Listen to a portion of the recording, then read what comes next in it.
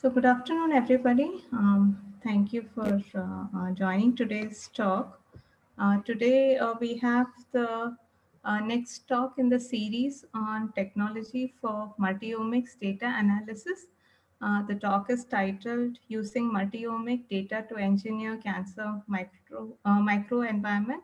The talk is going to be delivered by Dr. Namita Shah, who's with the Sungkyuan University and Samsung Genome Institute in Seoul, South Korea.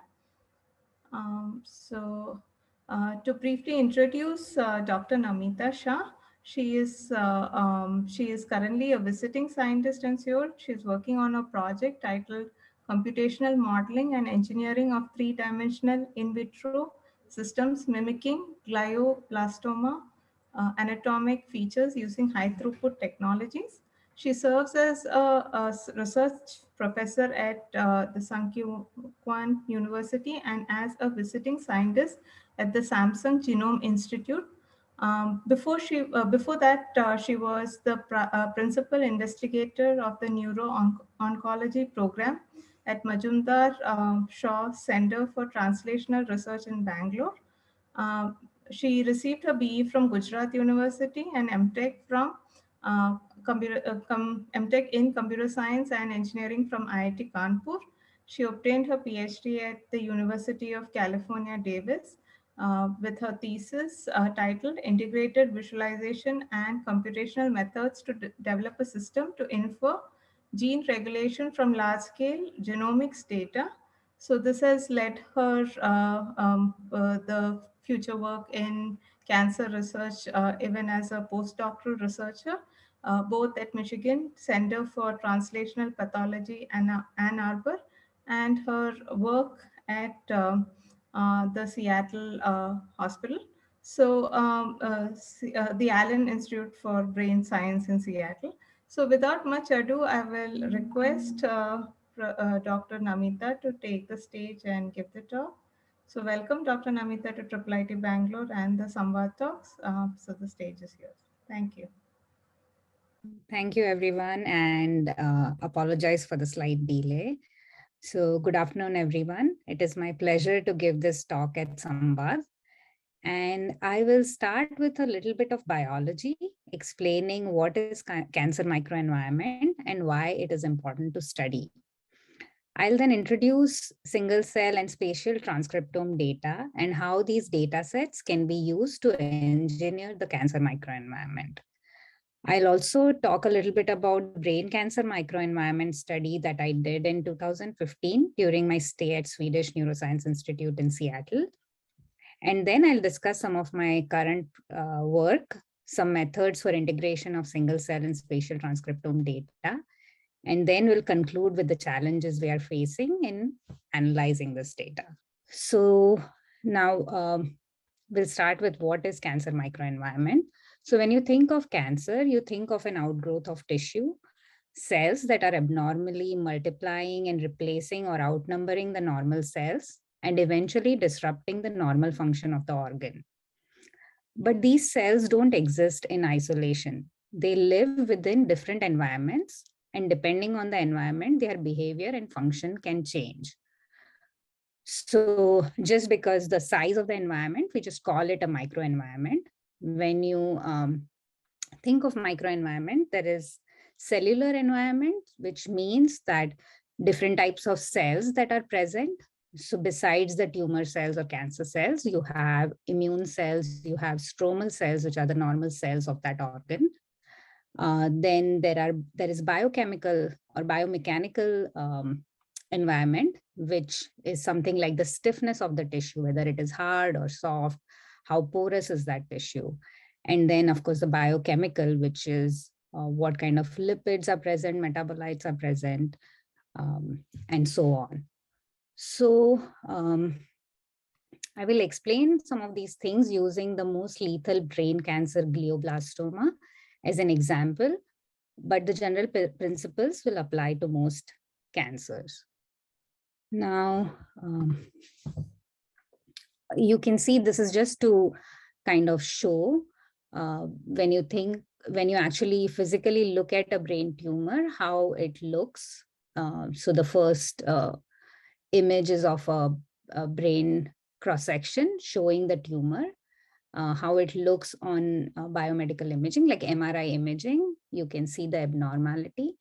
And then you can see how it looks at a microscopic level. So when you look at under the microscope, you can see individual cells and their arrangement. You can also think of it as different proteins and lipids which are expressed. And then also at DNA level, where you can see certain genes or chromosomes being deleted or amplified. Now, why do we need to model the microenvironment? So if you think of a drug development pipeline, it starts typically with a research study. Then you have some targets, you design drugs towards that target. You then experimentally verify in vitro, which means in the lab, in a dish kind of a situation. Once you have positive results, you then validate it in vivo, which means in animal models, like mouse. And this cycle can take anywhere between 4 to 8 years. Then you go into a clinical trial. So you have phase 1 clinical trials with very small number of patients just to look at the toxicity and all of the drug. Then you have phase 2, phase 3, and then phase 4 trials, which is much larger study across multiple institutions. And finally, you do the FDA will, or whatever, the drug will be approved by appropriate authorities. So the approval rate for cancer drugs is less than 7%, which is much lower compared to any other disease. And for glioblastoma, it is even lower. So, so now what can we do about it? And why do we have such low success ratio? So just to introduce the in vitro models a little bit, we have the traditional in vitro models, which are 2D systems, which is typically like a plastic dish on which you grow cells and you provided some media, which is kind of food for the cells, and the cells will grow. And then you would put drugs on that and then see if the cells survive or if they die. So that's like the simplest of all in vitro system. Then you have something called spheroids, where instead of using just a 2D dish, you use some kind of a gel, which gives it a more tissue-like environment. But that's about it. And you can try to grow multiple different types of cells in it.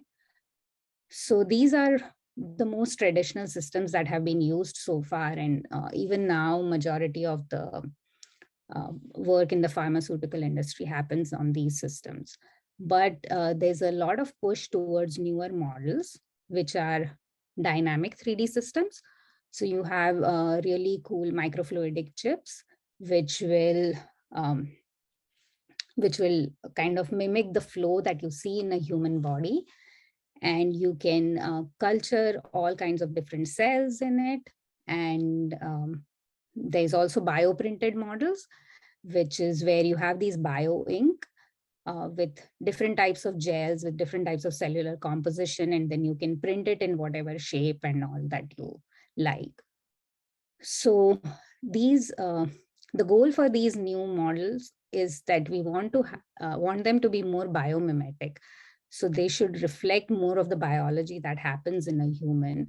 That way, when we take it from the research phase to the human clinical trials, we can expect a much better success ratio. So now in order to do this, what all information do we need? So one of the things is, how do we use the multi-omic data to engineer these models? In terms of multi-omic data, there are different types of data at molecular level. So you have genomic, which is at the DNA level information, transcriptomic, which gives you RNA level information, proteomic gives you protein information, and then you have epigenomic, which gives you epigenetic information. I would recommend just looking at Dr. Rani's talk in this series, the first of the talks. where she describes them a little more in detail. What I am going to focus in this talk is in terms of the resolution of this transcriptome data. You can have bulk data, single cell data, and spatially resolved data. Now, when I talk about bulk data, that's the traditional transcriptome or RNA-seq data everybody has been looking at. The data is obtained using a piece of a tissue. So you take a tissue, you mince it up, and you extract RNA, and then you sequence it or profile it. This gives you information about the overall transcriptome of that tissue. So it's a mixture of cells. It is not a specific cell that is providing that transcriptome data. Now, the second approach is single cell transcriptome analysis. What happens in here is you take the tissue, or it can be blood, and then you dissociate through chemical and mechanical digestion process into single cell suspension. So the tissue is converted to single cell suspension. Then you use there are different ways. You can use sorting, you can use other kinds of methods to then capture each of this single cell and barcode it. And after the barcoding happens, you then sequence the cell. And then based on the barcode, you can identify which transcript is coming from which cell. So essentially, you get data about a single cell. So a lot of these data sets have been generated so far. And the next type of data is spatially resolved data. What this means is that you actually know the location of the transcriptome. So you know from which location is this data coming from. And as we go further, this will get a little more clear what the spatial transcriptome data is. Now, there are benefits and limitations of each of these methods. So single cell is great because you know that this information is about this specific cell. But when you do that, when you create single cell suspension, you lose the spatial context. So in the image, you can see tumor microenvironment where there you have a blood vessel. Along that, you have some specific cells, you have structure. And then when you do the single cell, these all cluster into different types of cells, but then you don't know how these are organized in context with each other.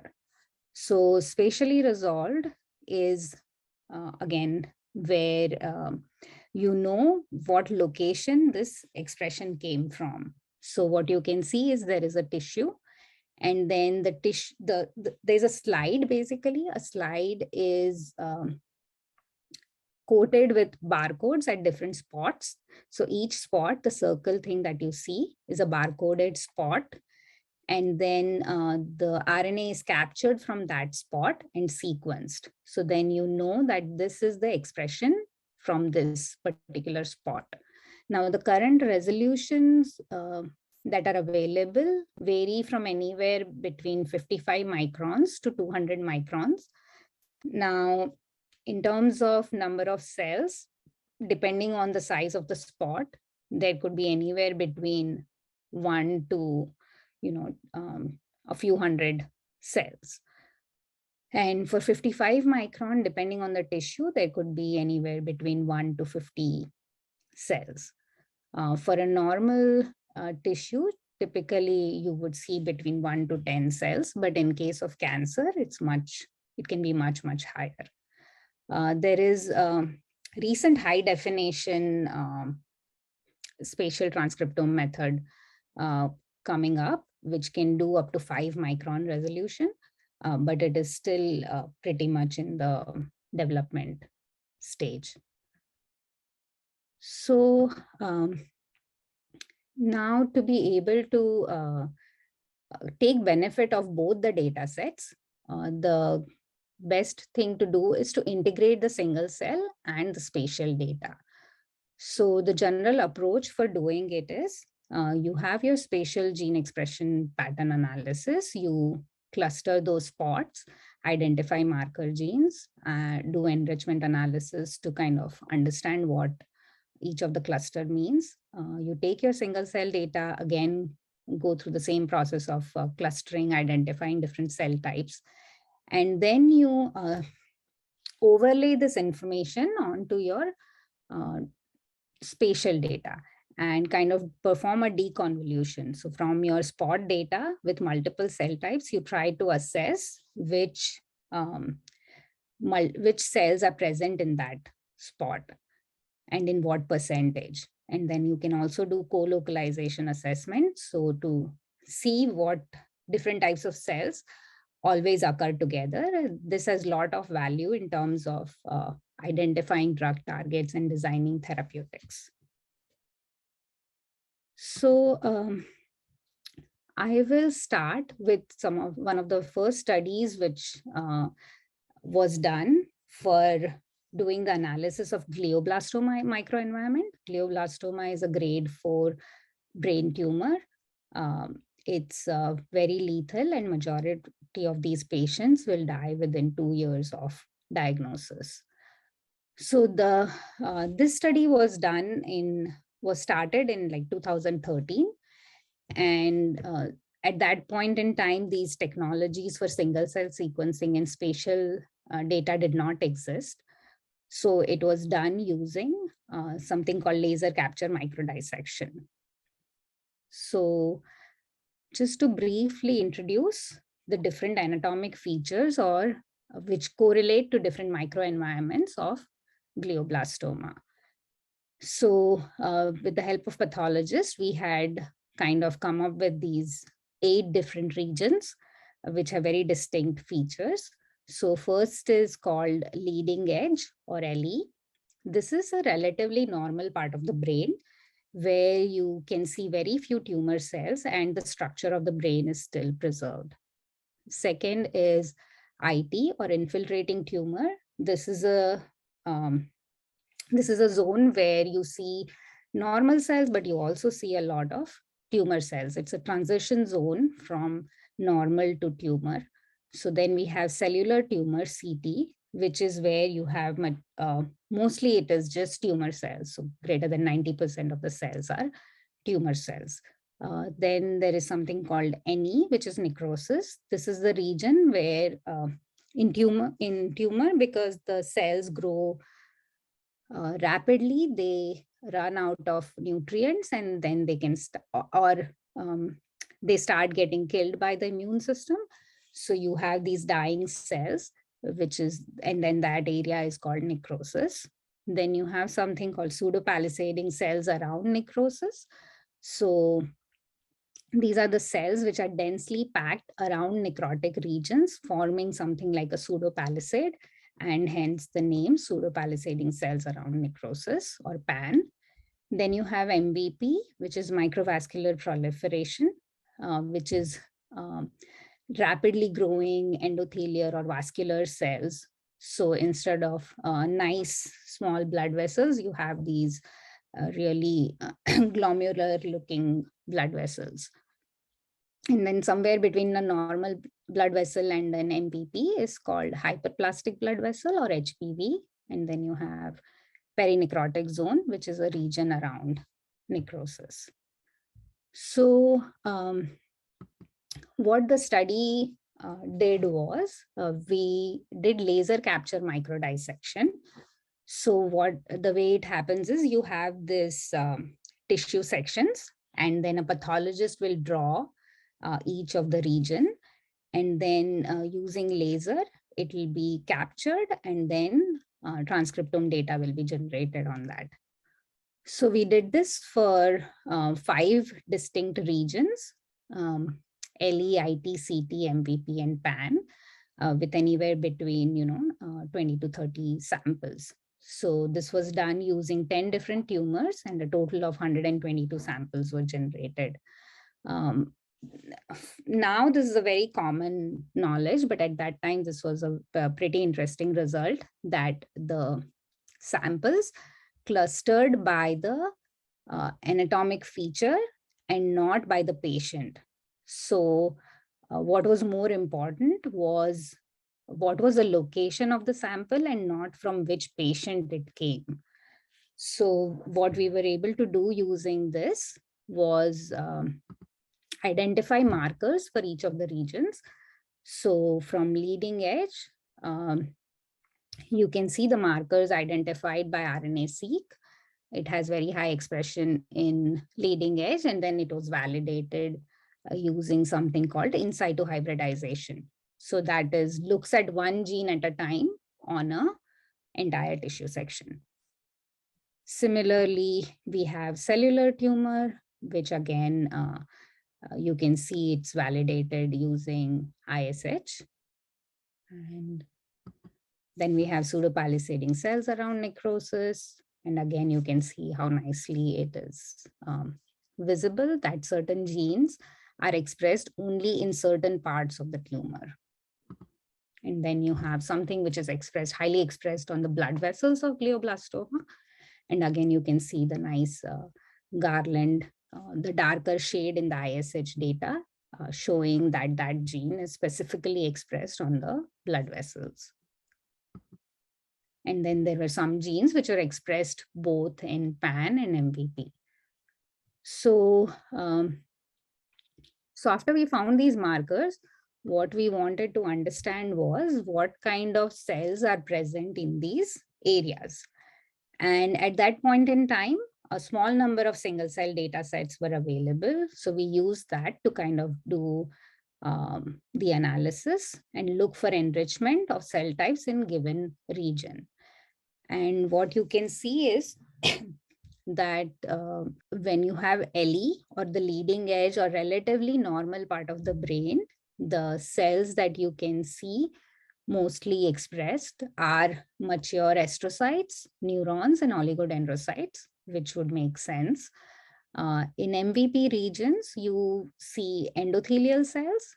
So the dark brown shade is showing the enrichment. And again, that is expected, but then you also see a lot of immune cells present in the vasculature region as well as in the some of this PAN region. And similarly, you see hypoxic cells. Hypoxic cells are cells which are exposed to very low levels of oxygen, which you see in this PAN region, which also makes biological sense. So, so now we have a using that study, we had a course map of glioblastoma. We knew which are the major cell types within each of the larger anatomic features. And what we want to do now is we want to refine this map. You know, we want to know the cell subtypes that are present in each of these features so that we can use that information to model a 3D cell culture system.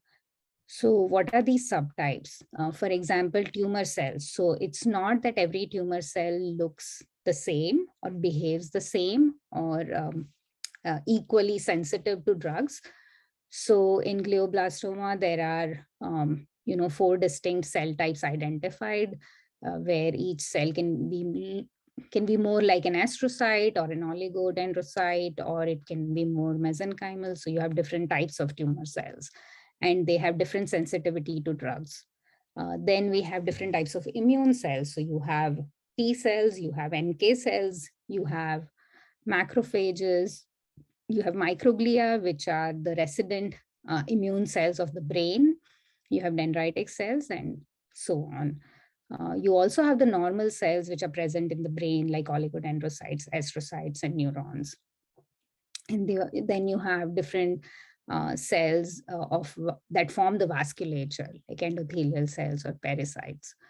So we don't want to know generic cell types which are present, but we want to know what specific subtypes of these cells are present and which are the cells that interact with each other. So how do we learn about this?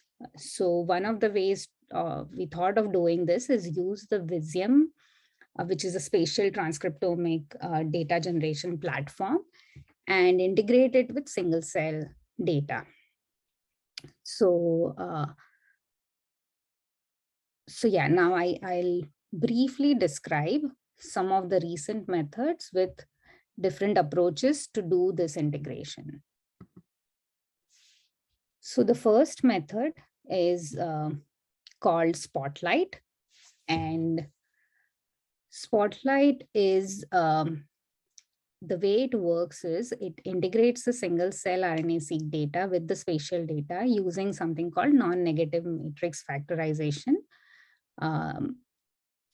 And then it is able to identify or kind of predict the proportion of different cell types present in each of the spots of the spatial data. So these are just some of the variables. I won't go through it, but I just thought it will be helpful to put them on one slide. So the first step of Spotlight is that they use the NMF to factorize the single cell gene expression matrix V into two lower dimensionality matrices W and H without negative elements. So V has the dimension of GI by N, where N is the number of cells in your single cell RNA-seq data. GI is the intersection of genes from the single cell RNA-seq data as well as from the spatial data. And W is of dimension GI by K.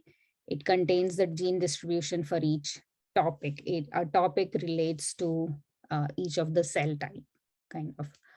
So the way this is done is you initialize, before you run the factorization, you initialize each topic, that is the column of W, with a unique marker genes for each cell type with weights 1 minus p value. So basically, the way to think about it is you have, say, C number of cell types. For each of the cell type, you have a set of marker genes, and then you have an associated p value with it. And if the marker gene is not enriched for a specific cell type, then your p value will be 1. So when you subtract it, it becomes 0. So you have 0 for genes which do not contribute to that cell, like which are not expressed in that cell type, and closer to 1 when it is expressed in that cell type. So that's how you initialize your matrix W.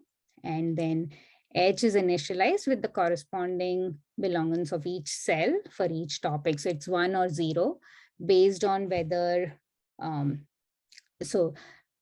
whether the cell type annotation matches with the marker of the gene. Based on that, it will be either 1 or 0. And once you initialize this, then you run the NMF, and then you get your lower dimensionality matrices.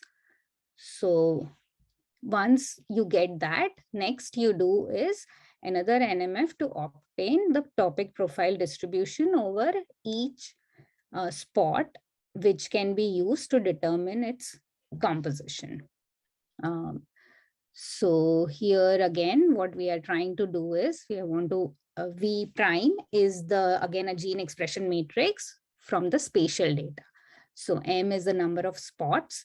For spatial data, each sample is kind of a spot which can have multiple cell types. So that is your gene expression matrix. Again, it is divided into two components, and W is used from the first step, and then you are trying to identify H prime. Then the next step is to compute Q, which is a cell type specific topic profile from H. So what you do is you take the median of each topic from the same cell type, and then you compute a consensus cell type specific topic signature. Then they use the NNLS, so non-negative least squares, to find the weights of each cell type that best fit H prime, minimizing the residuals. So what this does is it will give you for each spot, what is the composition of cells in that spot. So how many of astrocytes are present, how many of tumor cells are present, how many of immune cells are present, things like that. So you can see at the end of it, for every spot, you will get the percentages of different cell types. So just to help make this slightly more clear, just showing an example data set, which they have used, is where this is a brain cortex data from Allen Institute, and it's from mouse. And these are the different 23 different types of cells are identified. These are generally manually annotated based on the known biology and expression of marker genes. And there are 1,404 cells in total. Now, so the first step is doing this clustering and then using and finding the marker genes for each of the cell type. Once you do that, you identify the topics using, and in this case, you see that the played really, really well with individual cell type. After that, you have the result of the deconvolution, and you can see it overall matches with what you would expect from the biology. In a brain cortex, there are multiple layers of neurons. So what you see, L2, L4, L5, those are the layers, cortical layers. And you can see that they are nicely delineated. And so it does a good job with this data set. Now, another method, this one uses a very different approach. It's called DSTG, which is deconvolution of spatial transcriptome data through graph-based AI. And in this, they use the graph convolution network. Now, again, the different variables used for this, we'll go over them in a bit. So now we have the first step of DSTG is that they generate something called pseudo-spatial transcriptome data. So what they do is they identify the variable genes in single-cell RNA-seq data, and using that information, they generate pseudo-spatial transcriptome data. So they will randomly pick anywhere between 2 to 8 cells, and then combine the transcriptome profiles of those cells to generate a pseudo spot data. So then so what this does is it creates a data set with already known compositions. So, and yeah, once that is created, the next step is to generate something called a link graph. And here, what you see, the graph is V is the nodes denoting the spatial spots. Now, these spatial spots are spatial spots from the real spatial transcriptome data as well as from the pseudo spatial transcriptome data.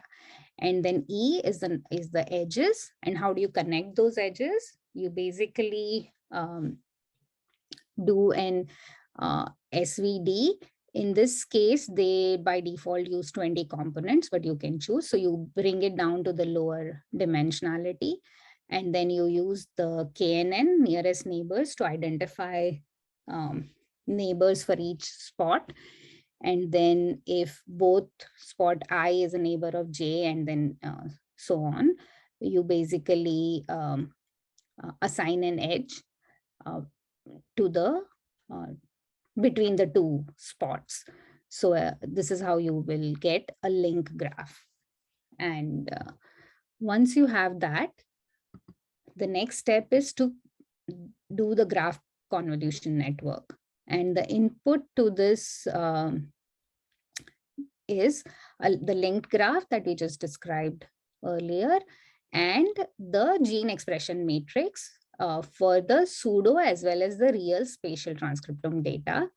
The parameters that they used using some of the tuning and reviewing the results, they used 32 as their hidden units and 3 different layers.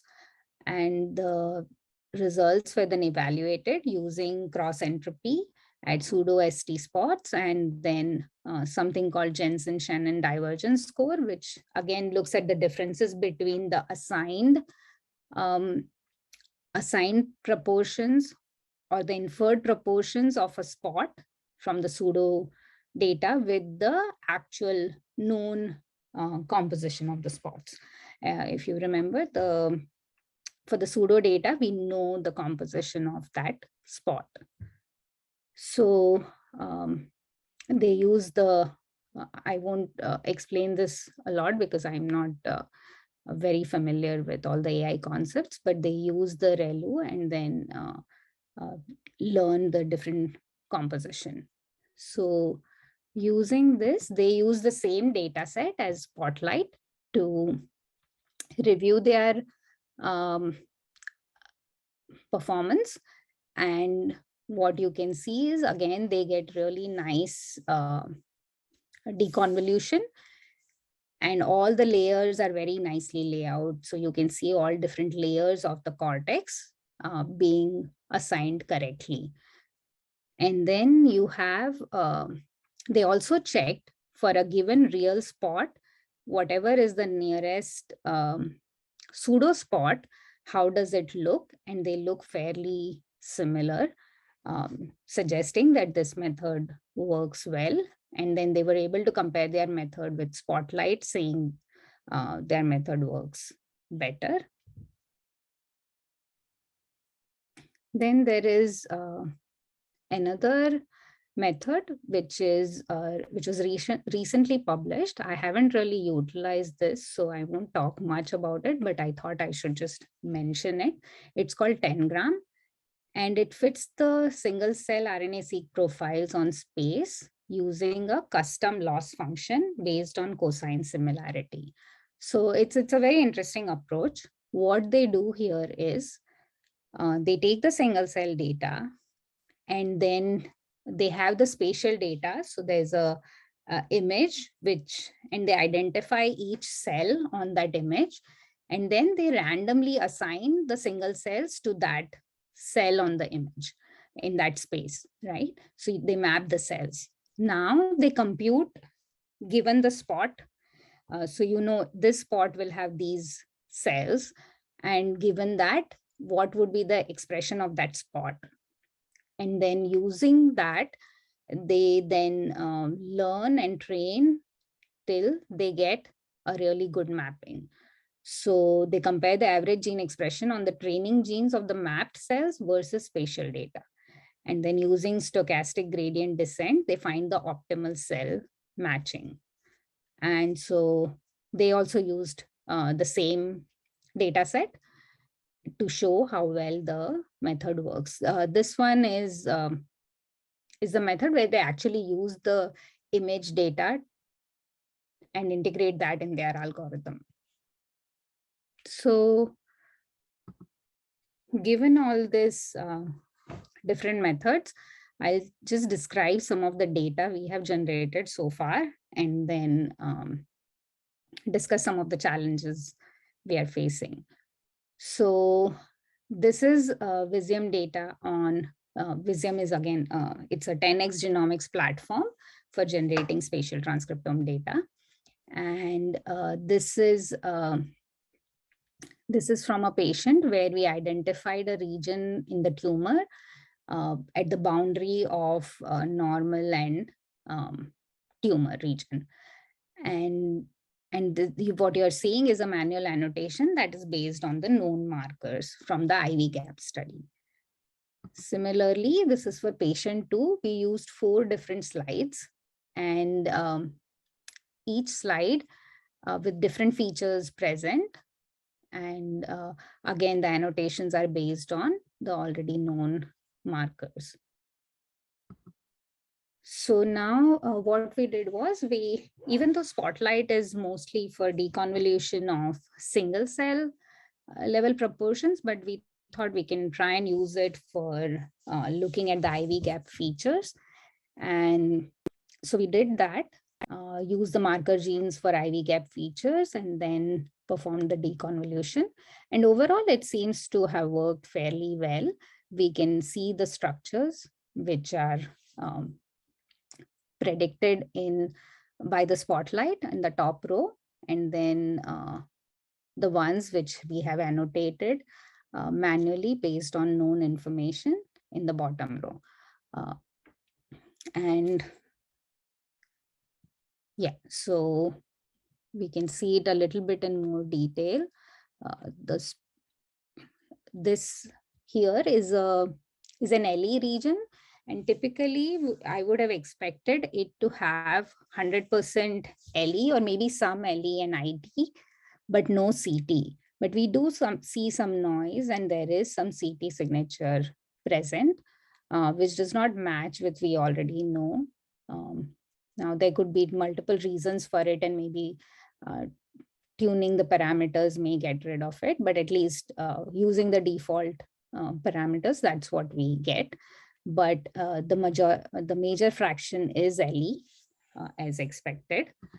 And then this is a second one, which is the infiltrating tumor.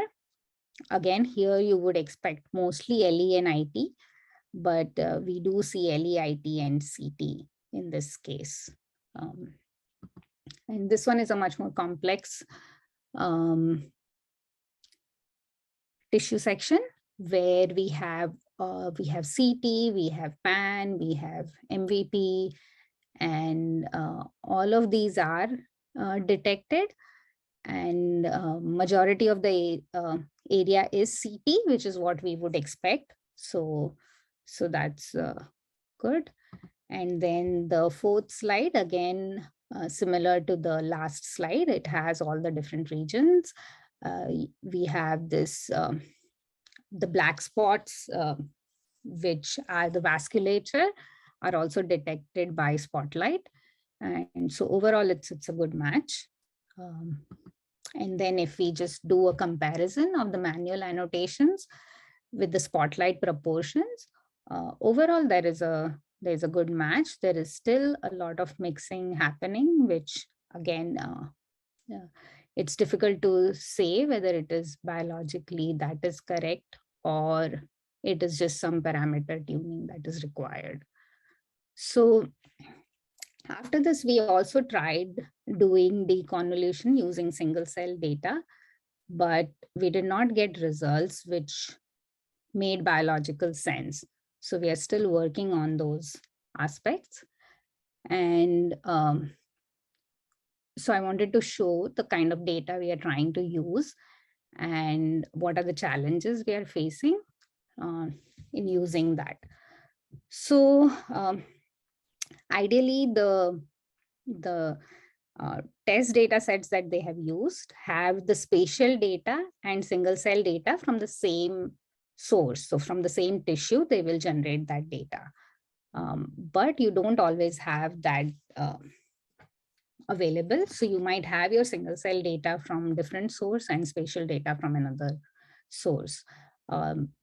There could be missing cell types. So when you do single cell sequencing, the way the sample is processed, you may not get all the cell types being captured. So some of the cell types are present only like 0.1% or 1%, and your piece of tissue can have millions of cells, but then you are sequencing only a few thousand cells. So you might be missing a lot of cell types. And even though some of these methods try to account for that, it can throw off the algorithm if a lot of information is missing. Also, there is difficulty in assigning subtypes, which is what we want to do. So major cell types, assigning them is relatively easier because they have very distinct gene expression profiles. But when you start talking about subtypes of cells, the differences are much smaller. And then how do you account for that in your algorithm is an outstanding question. Another thing is because you cannot get um, all the cell types covered from one particular data set, you may want to integrate multiple disparate single cell data sets. So in our case, we are looking at multiple of these data sets. So some of these data sets, like if you see SNU data set is the one we are generating, which is we have cells from 11 different patients and close to 100,000 cells. The way this data is generated is we have used fresh tissue, and that gives very different results from using frozen tissue. Then there are multiple studies which have been published with multiple patients and different technologies. So CPTAC, the Chinese Glioma Atlas, all of them have also generated data using slightly different protocols. Then there's another study by Zhang et al. Where they wanted to study endothelial cells, so the blood vessel related cells, because when you do single cell sequencing in general, the number of blood vessel cells you will detect is very, very rare, very few. So they specifically sorted for those cells and then did single cell sequencing. Then in order to study the different types of immune cells, there was a sorting of immune cells and then single cell sequencing was done. Similarly, a study was done for T cells. There are multiple studies done to understand microglia, which are again the resident immune cells of the brain, and so on. So in general, we've collected about 500,000 single cells, again, from different platforms, different protocols being followed. So there are a lot of differences in these individual data sets. And yeah, there are many more new data sets that we would be adding to it. So the question is then, how do you integrate all of these data sets together? What kind of batch correction do you use? And how do you take in the marker gene expression and so on?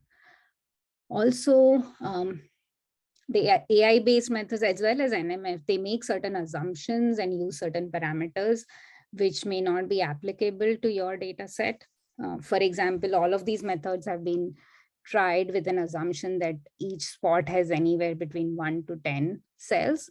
But in case of glioblastoma, or for majority of the tumors, you will see spots with many more cells in a spot. So, and another interesting thing one could do is actually integrate with the histology image. So 10-gram does that in terms of location of the cell on the image, but we could take into consideration the shape, size, and the distance distribution and all, and might be able to utilize this information to better deconvolute this data. So as I said, we've tried to use these 3 tools, which are the latest tools, using very different methods. And in terms of approach, it looks very, very promising, but our initial results do not match with what we already know in terms of biology. So we'll continue working on this. And I really hope that the students will find this a challenging problem worth solving. So now, I just want to acknowledge the Ivy Gap study was initiated by Dr. Greg Foltz. He was also my mentor at the Swedish Neuroscience Institute. And then we had a whole team of people from different places. For the Visium and single cell glioblastoma data, this was generated in collaboration with Dr. Woongyang Park at Samsung Genome Institute, and Dr. Chalki Park, who's a neurosurgeon at Seoul National University Hospital. And then, of course, Pranali Darshat and Abhishek from Amaranth Medical Analytics are also helping me with analysis of this data. So, thank you. Thank you, Namita. Yeah. It's been a great talk. I will, yeah, so there's a question from Sachit in the chat. So he's asking, are there image-free data sets available? With my student, we are working on hyperparameter-free classifiers. We currently don't have experience with images. So do you have any data sets which does not pertain to images then? Yes, so this particular data set, even though you have the image, you don't have to use it. And in fact, Spotlight and DSTG, that the two of the algorithms, they do not use the image at all. What the data is in the matrix form. So what you have is each of your row is a gene and each of your column is a barcode, and each barcode has coordinates associated with it. So it tells you the location of that particular spot, but you may or may not use that information. It's not necessary to use that information. So you can use the spatial data, transcriptome data without the image also. And they are available. There are multiple data sets available. 10x Genomics, which has the Visium platform, they have made multiple data sets available for people to try it out, develop methods, and so on. Yes, so such as follow-up question is, this can be reduced to that of classification. I think it can, right? Classification in the, what do you mean by classification? Sachit, would you like to Yeah. unmute and talk? Label 0. So, like that. So I think any form of binary classification for tumor or not tumor. I mean, you can think of it as 0 or 1 in the sense, does this spot have this cell or not? That could be the binary thing, right? A presence or absence of a cell in a given spot. That's a kind of work that we're looking at right now. We obviously don't have the domain expertise that you come with. We're right now just looking at some multi-label, multi-class classification problem of that sort. Right. So maybe I'll contact you offline, and you can give us the links to these data sets. Yeah, sure. You can think of the initial. So when you want to do the integration, the first step itself is analyzing the single cell data, which is a classification problem. So you want to classify cells into specific cell types. Typically, people just use domain knowledge to annotate these cells. But if there was an automated way of annotating, that would also be great. So thanks. So if it's a small group here anyway, so if you would like, you can unmute and just ask a question. So meanwhile, I'll ask a few questions. So Namita, so some of these data processing that's done, some of them are like standard techniques that have been developed for these kind of data sets. So are there any publicly available tools that can be used, or most of these are in the process of making? What is the status? No, I mean, for example, single cell data analysis, there is a standard package called Seurat, which almost everybody uses. So it's an R package, very easy to use. So you could just use that. All of these tools that I presented, all of them have the GitHub code. They made it available. In some cases, it doesn't do what one would expect it to do. So we are going to be kind of looking at the code and figuring it out and all of that. But at least the base and everything is there. They have given documentation, vignettes to run it. So all of that is there. So the basic modules are there. If you wanted to try out, there are a lot of things you could try out with mix and match and tweaking certain things and testing certain things and parameters. Okay, so in terms of computational requirements, how big are some of these models that you need to run? So most of them, they have made it quite efficient that you can run it on a reasonable system. But like, for example, Seurat, the clustering, even 100,000 cells, you could cluster it within minutes. And Deconvolution can happen in minutes or maybe an hour or two. So you could do that, but as you go beyond that, it gets more and more tricky and difficult, and then you have to make choices and reduce the number of genes you want to take, number of cell types you want to consider. So yeah, you will hit that bottleneck, computational bottleneck. Like I was mentioning, what we are eventually, so our data generation is still in process, but we are eventually going to have about 1 million cells and about 200,000 spots. So we will want to utilize all the data ideally, but we'll see what challenges we face in doing that. Sure. Prasanna has a question.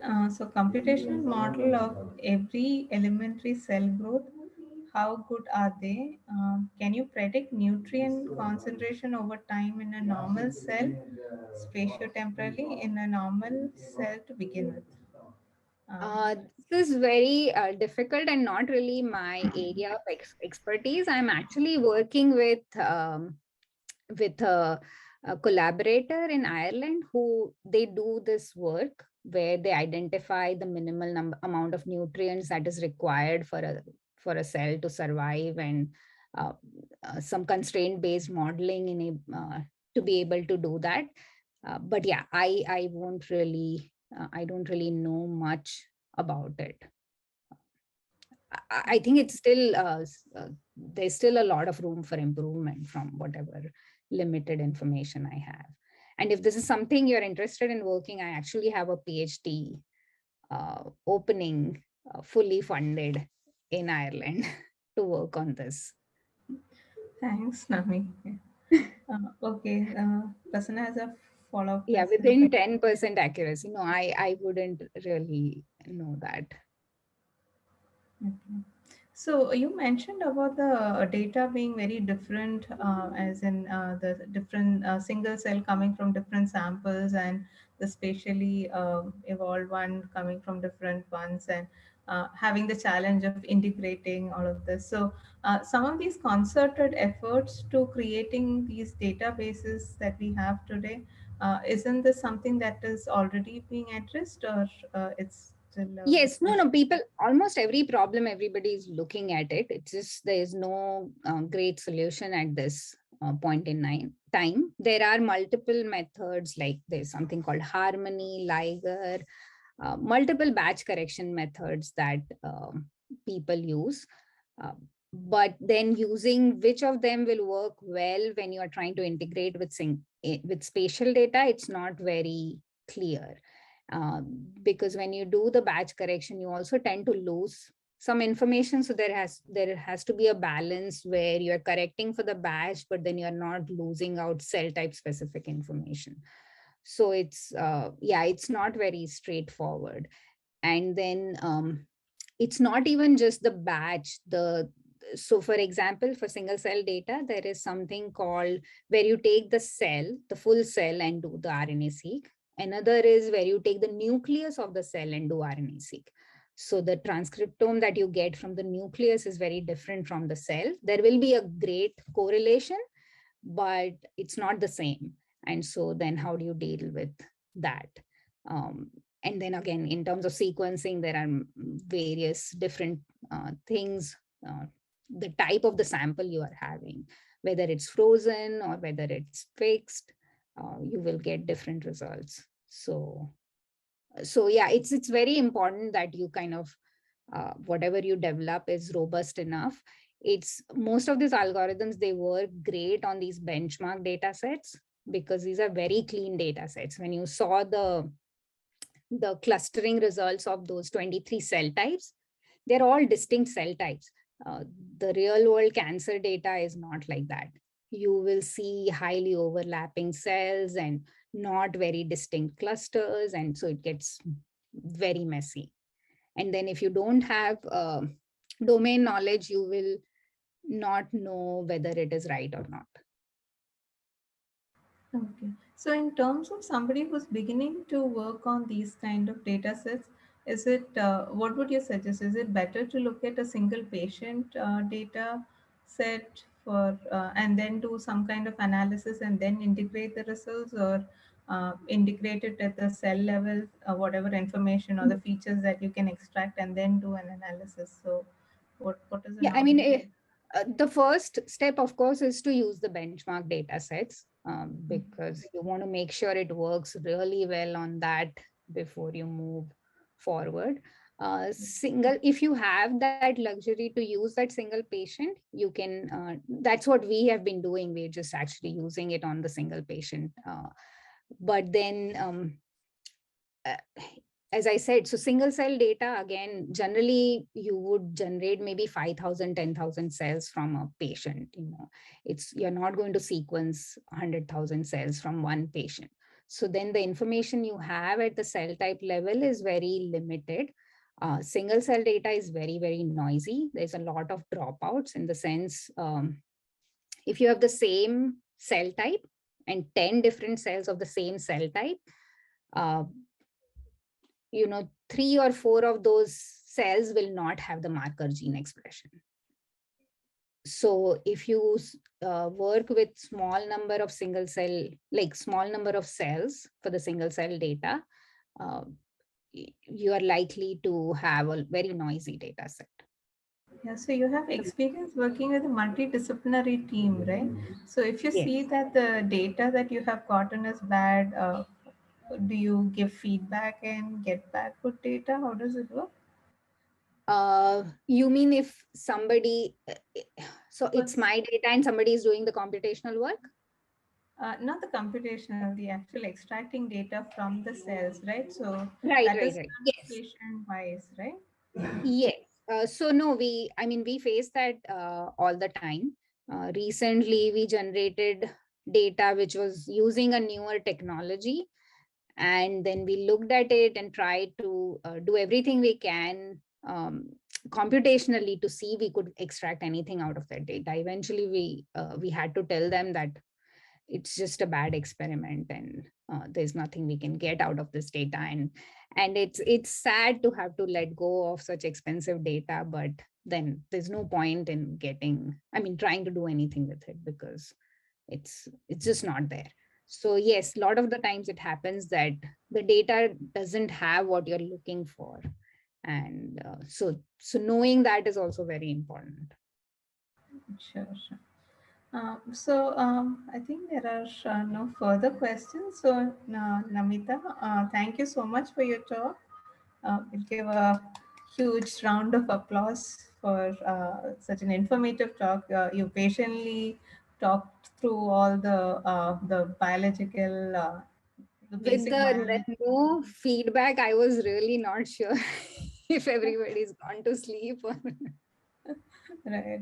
And no, again, for computer scientists and for engineers, I think this is a good 101 for us to understand many of these things. So, yeah. So, thank you so much. And yeah, and it's been a great talk, and we have learned more from this than about glioblastoma and data analysis pertaining to that. So, thank you so much, Namita.